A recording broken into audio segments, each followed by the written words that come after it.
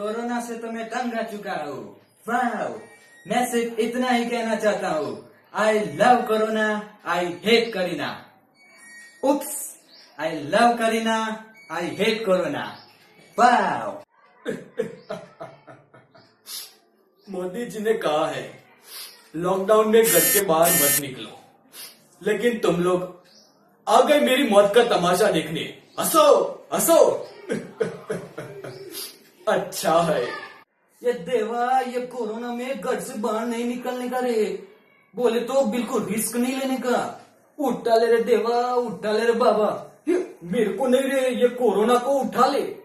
ओए, पाकिस्तान में मैंने बड़े बड़े हैंडपंप उखाड़े हैं, तो ये कोरोना किस खेत की मूली है? तोड़ दूंगा, फोड़ दूंगा, कोरोना को जड़ से उखाड़ दूंगा।